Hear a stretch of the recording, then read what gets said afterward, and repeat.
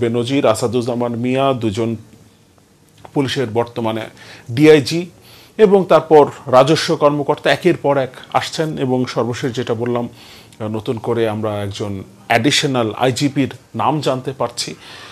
মন্ত্রিসভার অন্তত দুজন সদস্যের দুর্নীতি সম্পর্কে অলরেডি রিপোর্ট প্রকাশিত হয়েছে, এবং সামনের দিনে এই প্রক্রিয়াটা যে চলতে থাকবে সেটা আমরা এখন পরিষ্কার বুঝতে পারছি। সুতরাং প্রবল পরাক্রমশালী পুলিশও এখন নথি স্বীকার করতে বাধ্য হচ্ছে, কারণ তারা এখন সরকারকে বাঁচানো তো দূরের কথা, নিজেদের বাঁচাতে পারবে কিনা সেটা নিয়েই তারা এখন দুশ্চিন্তায় আছে। প্রবল পরাক্রমশালী পুলিশও এখন ভয় পেতে শুরু করেছে। কয়েকদিন আগে পুলিশ সার্ভিস অ্যাসোসিয়েশন একটা প্রেস বিজ্ঞপ্তি আকারে গণমাধ্যমকে একরকম থ্রেট করেছিল। তারা যে সংবাদগুলো প্রকাশিত হচ্ছে একের পর এক গণমাধ্যমে, বিশেষ করে সাবেক আইজিপি বেনজিরের পর আসাদুজ্জামান মিয়া অর্থাৎ সাবেক ডিএমপি কমিশনার সম্পর্কে যখন গণমাধ্যমে রিপোর্টটা প্রকাশিত হলো, তারপরেই পুলিশ সার্ভিস অ্যাসোসিয়েশন এই বিজ্ঞপ্তিটা প্রকাশ করেছিল এবং গণমাধ্যমকে তারা লিটারালি থ্রেট করেছিল। এবং তারপর স্বরাষ্ট্র মন্ত্রণালয়, তথ্য মন্ত্রণালয়কে চিঠি দিয়ে এই ধরনের রিপোর্ট প্রকাশ থেকে বিরত রাখার জন্য তারা তথ্য মন্ত্রণালয়কে চিঠি দিয়েছিল।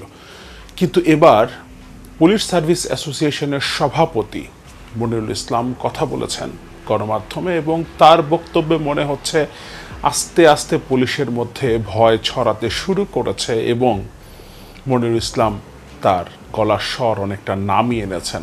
এবার তিনি বলছেন গণমাধ্যমকে তারা কোনো আদেশ দেননি, তারা অনুরোধ করেছেন রাখা না রাখার ব্যাপার গণমাধ্যমের, তবে তারা যেন একটু কেয়ারফুলি এই ধরনের রিপোর্টগুলো করেন যাতে কোনো ভুলভ্রান্তি না থাকে। তারা শুধুমাত্র এটাই বলতে চেষ্টা করেছেন, তারা যেন একটু দেখে নেন রিপোর্টগুলো প্রকাশের ক্ষেত্রে। তারা কোনো থ্রেট করেন নাই, তারা কোনো আদেশ দেন নাই। বোঝা যাচ্ছে পুলিশ প্রচণ্ড রকম ভয়ের মধ্যে আছে। এবং যে দুজনের কথা বলছিলাম, বেনজির, আসাদুজ্জামান মিয়া, এরপর আরও দুজন ডিআইজি যারা এখন পুলিশে কর্মরত, এরপর আরও দু একজনের নামও গণমাধ্যমে এসছে পুলিশ বাহিনীর, এবং সর্বশেষ পুলিশের একজন অতিরিক্ত আইজিপি সম্পর্কেও রিপোর্ট প্রকাশিত হয়েছে। খুব সংক্ষেপে সেই জায়গাটাতে আজকের ভিডিওতে আসবো প্রাসঙ্গিকভাবে, কারণ মনিরুল ইসলাম পুলিশ সার্ভিস অ্যাসোসিয়েশনের সভাপতি গণমাধ্যমকে বলেছেন আসাদুজ্জামান মিয়া সম্পর্কে, বিশেষ করে তিনি বলার চেষ্টা করেছেন তিনি তো পরিবার নিয়ে বিদেশে পালিয়ে যাননি, কিন্তু গণমাধ্যমে তার পালিয়ে যাবার খবর প্রকাশিত হয়েছে, কিন্তু বেনজিরের কথা কিন্তু তিনি আবার বলছেন না। এবং এই নতুন যে আইজিপির নামটাই উঠে এসছে নতুন করে গণমাধ্যমে, তিনি কিন্তু পালিয়ে গেছেন, এবার তিনি কানাডায় পালিয়ে গেছেন। সুতরাং তার সম্পর্কে আমরা খুব সংক্ষেপে একটু দেখব তার আমলনামাটা। তার আগে আমরা একটু বলে নেই পুলিশ আজকের যে অবস্থানে আসলো, এবং এই অবস্থানে আসাটা এই সরকারকে কতটা দুর্বল করবে, এই জায়গাটা আমাদের একটু বোঝা দরকার। এই সরকারটা 2014 সালের পর থেকে জনগণের ভোট ছাড়া একের পর এক প্রহসনের নির্বাচনের মধ্য দিয়ে তারা ক্ষমতা দখল করেছে। 2014, 18, 2024 আমরা পুরো জার্নিটাই জানি এই সরকারের। এবং এই সময়টাতে তারা যেটা করেছে, পুলিশ, র্যাব, অন্যান্য আইন শৃঙ্খলা রক্ষাকারী বাহিনীকে দিয়ে এবং দলীয় ক্যাডার বাহিনীকে দিয়ে, যদিও পুলিশ একরকম দলীয় ক্যাডার বাহিনী হিসেবেই কাজ করেছে এই বছরগুলোতে, তাদেরকে দিয়ে একটা ভয়ের চাষ করেছে যাতে মানুষ আন্দোলনে তো দূরের কথা টু শব্দটা পর্যন্ত করতে না পারে। কিন্তু সেই পরিস্থিতিটা আস্তে আস্তে বদলাতে শুরু করলো কখন? 2021 সালের ডিসেম্বরে যখন র্যাবের উপরে স্যাংশনটা দিল মার্কিন যুক্তরাষ্ট্র। কারণ তার আগে আপনি সরকারের বিরুদ্ধে কোনো একটা পজিশন নিলেই, আপনি সরকারের বিরুদ্ধে কোনো একটা কথা বললেই, কিছু একটা লিখলেই আপনাকে গুম করে ফেলা হতো, কিংবা বিচার বহির্ভূত হত্যাকাণ্ড তো একের পর এক প্রতিনিয়ত ক্রস ফায়ারের কথা তো আমরা শুনেছি।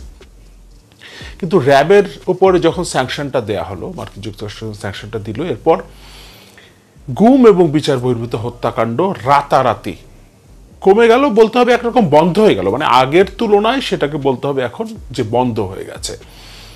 এবং এই সুযোগটা আসলে কিন্তু বিরোধীরা তারপরে পেল, যে একটা সাহস তৈরি হলো যে আমি এখন কথা বলতে পারি, আমি যদি কথা বলি তাহলে হয়তো বা আমার নামে মামলা হবে, ডিজিটাল সিকিউরিটি অ্যাক্ট, পরবর্তী সাইবার সিকিউরিটি অ্যাক্ট, কিংবা অন্য যে কোনো মামলা হতে পারে, বিশেষ ক্ষমতা আইনে আমাকে ধরে নিয়ে যাওয়া হতে পারে, কিন্তু অন্তত আমাকে গুম করে দেয়া হবে না, কিংবা ক্রস ফায়ারের নামে আমাকে মেরে ফেলা হবে না ঠান্ডা মাথায়।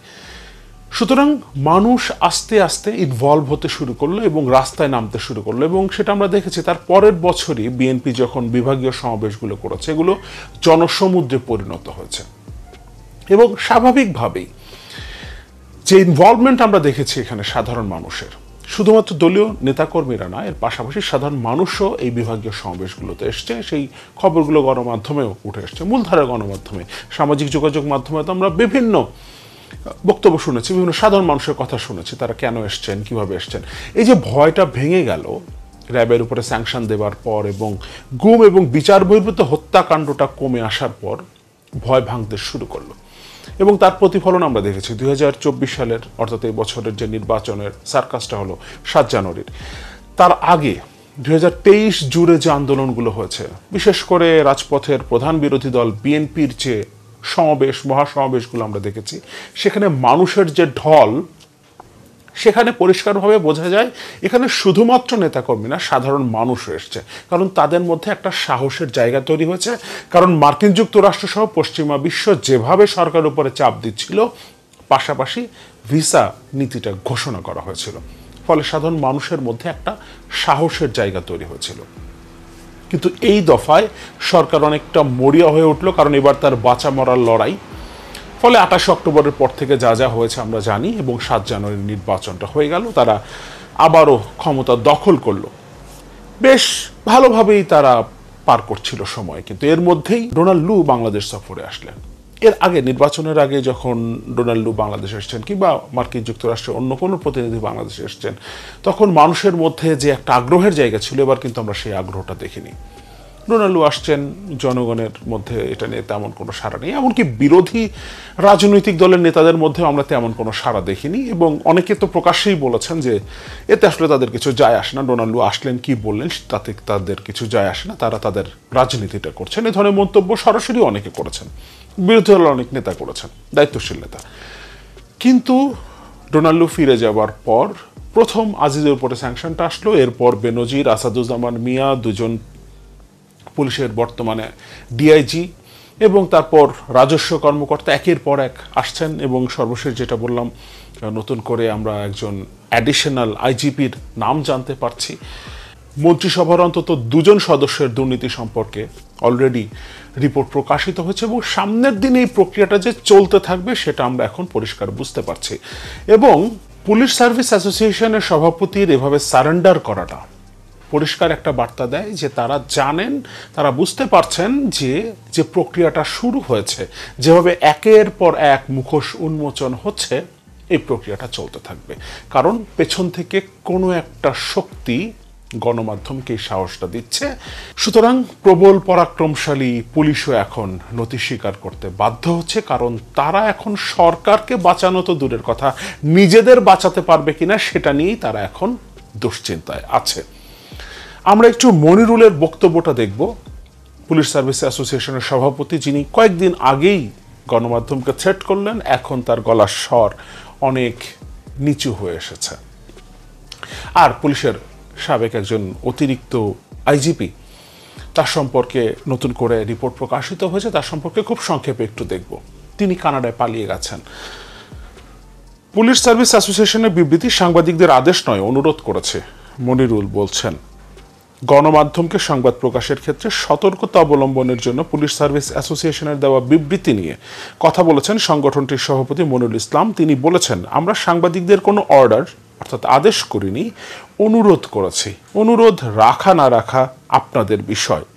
পুলিশ সার্ভিস অ্যাসোসিয়েশনের সভাপতি বলেন, প্রতিবাদ লিপিতে আমরা কোনো নির্দেশনা দেইনি, আপনাদের কোনো অর্ডার বা আদেশ করিনি। শুধু পুলিশ নয়, যে কোনো নিউজ করার আগে ভালো করে যাচাই বাছাই করার অনুরোধ করেছি। এটি পেশাগতভাবে আসলে যে কেউ করতে পারে। অনুরোধ রাখা না রাখা আপনাদের বিষয়, আমরা শুধু অনুরোধ করেছি। বোঝাই যাচ্ছে মনিরুল সাহেব বেশ ভয় পেয়েছেন। শুধু তিনি না, তার পুরো প্রতিষ্ঠান, অর্থাৎ প্রতিষ্ঠান হিসেবে পুলিশ এবং পুলিশ সার্ভিস অ্যাসোসিয়েশন সভাপতি হিসেবে তিনি তাদেরকে রিপ্রেজেন্ট করছেন, কারণ তার স্বাক্ষরেই নিশ্চয়ই যে বিবৃতিটা পাঠানো হয়েছিল গণমাধ্যমে সেটা গিয়েছিল। ফলে এখন তিনি তার অবস্থানটা পরিষ্কার করছেন, কারণ সম্ভবত অন্য সবার মতো তার ভেতরেও ভয় ঢুকে গেছে কবে তার আমলনামাও গণমাধ্যমে উঠে আসে। আমরা সমকালে একটা রিপোর্ট দেখব সাবেক একজন অতিরিক্ত আইজিপির।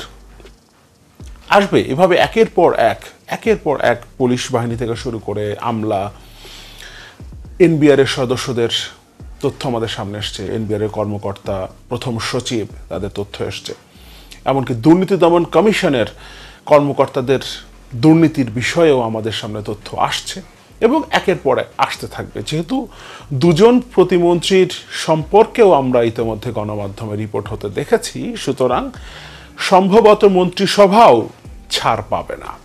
এই প্রক্রিয়াটা চলতে থাকবে এবং এটা কোথায় গিয়ে ঠেকবে সেটা আমরা বুঝতে পারি। যে বিষয়টা আলোচনা করছিলাম, আমি শেষের দিকে সেই জায়গাটাতে যাব। এটা আসলে ঠিক কোথায় যাচ্ছে? সমকালের রিপোর্ট হেডলাইন, শামসুদ্দোহা শুধু গাছেরটা খান না, তলারটাও কুরান। গুলশানে 200 কোটি টাকার সরকারি বাড়ি তিনি দখল করে রেখেছেন। দুর্নীতিবাজের চেহারা আর লুকোছাপা থাকছে না, একের পর এক মুখোশ উন্মোচন হচ্ছে। এবার নতুন করে additional IGP doctor Shamsuddoha Khandakar. কিন্তু শুধু শামসুদ্দোহা একা নন, তার স্ত্রীও আছে দুর্নীতির মধ্যে। দুর্নীতি দমন কমিশন বলছে সম্পত্তি জ্ঞাত আয় বহির্ভূত বিপুল সম্পদ তাদের আছে। ঢাকার বিভিন্ন স্থানে 1027% তাদের জমি আছে। এগুলো খুব কম মূল্য দেখানো হয়েছে, কিন্তু এটার মূল্য অনেক বেশি। এখানে যেটা বলছে 200 কোটি টাকার একটা সরকারি বাড়ি তিনি নিজে দখল করে রেখেছেন এবং সেটা তিনি কিভাবে দখল করেছেন সেই প্রক্রিয়াটার কথা এখানে বলা আছে। রিপোর্টটা আপনারা পড়ে নিতে পারেন, আমি ডেসক্রিপশনে দিয়ে দিব। এখানে শামসুদ্দোহার সম্পদের বর্ণনা দেয়া আছে। ঢাকার নবাবগঞ্জে 563 শতক জমি আছে, এছাড়া আরও বিভিন্ন জায়গায় তার জমি রয়েছে। ঢাকার মধ্যে যেমন নিকুঞ্জে 3 কাঠা, খিলক্ষেতে 22 কাঠা, গুলশানের মতো জায়গায় 53 কাঠা জমি আছে। গত এক সপ্তাহের বেশি সময় একাধিকবার ডক্টর শামসুদ্দোহার মোবাইলে ফোন দিলে নম্বরটি বন্ধ পাওয়া যায়। তার হোয়াটসঅ্যাপ নম্বরটিতে ফোন ঢুকছে না। তবে শামসুদ্দোহার ঘনিষ্ঠ একজন জানান তার এক মেয়ে ও ছোট ছেলে কানাডায় পড়াশোনা করে। বেনজির কাণ্ড নিয়ে আলোচনা সমালোচনা ওঠার পর মনে হয় পরিবার নিয়ে কানাডায় বেড়াতে গেছেন। যেহেতু তার ঘনিষ্ঠ ব্যক্তি, সুতরাং বেড়াতে যাওয়ার কথা বলেছেন, আমরা পরিষ্কারভাবেই বুঝতে পারি। বেনজিরের ঘটনার পর, বেনজিরের দুর্নীতির তথ্য গণমাধ্যমে আসার পর যদি তিনি বিদেশে চলে গিয়ে থাকেন সপরিবারে, তাহলে এটাকে আসলে বেড়াতে যাওয়া না বলে পালিয়ে যাওয়া বলা উচিত। যেটা বলছিলাম, একটা শেষ কোথায়, শুরুতে যেটা বলছিলাম, এই সরকার ক্ষমতায় টিকে আছে একটা ভয়ের চাষ করে। এই ভয়ের কারণে বিরোধী রাজনৈতিক দলের নেতাকর্মীরা রাজপথে নামার সাহস করতে পারেনি, সাধারণ জনগণ প্রতিবাদ জানাতে পারেনি, এমনকি সামাজিক যোগাযোগ মাধ্যমে লিখতেও তারা ভয় পেয়েছে। লেখা তো দূরের কথা, একটা লাইক দিতেও তারা নাকি ভয় পায়। অনেকের সাথে কথা বলি আমরা, দেখেছি অনেকেই ভয় পান। সরকার বিরোধী কোনো একটা পোস্টে লাইক দিতেও তারা ভয় পান। মন্তব্য করে তো দূরের কথা, নিজে লেখা তো আরও পরের কথা। কিন্তু এই যে ভয়টা ভেঙে যাচ্ছে এবং ভয়টা যে স্থানান্তরিত হচ্ছে, এতদিন যারা ভয় দেখাতো, যে পুলিশের ভয়ে এতদিন রাজপথে মানুষ নামতে পারতো না, এমনকি বিরোধী দলের নেতাকর্মীরা পর্যন্ত, রাজনীতিবিদরা পর্যন্ত নামতে পারতো না, সে পুলিশ এখন ভয় পাচ্ছে। সুতরাং যে ভয়ের চাষ করে এই সরকার এতদিন ক্ষমতা দখল করে রেখেছিল, সেটা আস্তে আস্তে ভেঙে যাচ্ছে এবং যারা এতদিন ভয় দেখাতো, ভয়টা তাদের মধ্যে স্থানান্তরিত হচ্ছে। ফলে সামনের দিনে পরিষ্কারভাবেই এতদিন সরকার যেভাবে আন্দোলন দমন করেছে, বিরোধী দলের আন্দোলন, সাধারণ মানুষকে যেভাবে দমন করেছে, যেভাবে দমন পীড়ন, নির্যাতন, নিপীড়নের মধ্য দিয়ে এই সরকারটা ক্ষমতা দখল করেছিল এবং টানা 3 বার 14, 18, 24 সালে ক্ষমতা দখল করেছে, এটা আসলে খুব বেশি দিন আর সে এগিয়ে নিতে পারবে না। কারণ ভয়টা ভেঙে যাচ্ছে মানুষের, ভয়টা স্থানান্তরিত হচ্ছে তাদের মধ্যে যারা এতদিন ভয় দেখাতো সরকারের হয়ে, এবং যারা সরকারকে টিকিয়ে রাখতো তারা এখন নিজেদের বাঁচানোর কাজে ব্যস্ত। তারা এখন নিজেদের বাঁচাতে পারছে না, সেটা নিয়ে আসলে তারা দুশ্চিন্তাগ্রস্ত। সরকার থাকুক না থাকুক সেটা নিয়ে আসলে তাদের মাথা ব্যথা আস্তে আস্তে কমে যাবে, কারণ তারা নিজেদেরকেই বাঁচাতে পারছে না। এবং এটা শুধুমাত্র পুলিশ না, এটা পুলিশ সহ অন্যান্য আইনশৃঙ্খলা রক্ষাকারী বাহিনী, প্রশাসনের মধ্যে আমলারা, রাজস্ব কর্মকর্তা, দুর্নীতি দমন কমিশনের কর্মকর্তা, এমনকি মন্ত্রী পরিষদের কেউ কেউ। ফলে সবার মধ্যে যখন ভয়টা ঢুকে যাবে, তখন এই সরকারকে বাঁচানোর জন্য আর কেউ এগিয়ে আসবে না। এবং যেহেতু সরকার জনগণের ভোটে নির্বাচিত না, জনগণের রায়ে তারা ক্ষমতায় নাই, ফলে এই সরকার তাদের এই খুঁটিগুলোকে যদি তাদের পাশে না পায়, তাহলে সরকার ক্ষমতায় টিকতে পারবে না।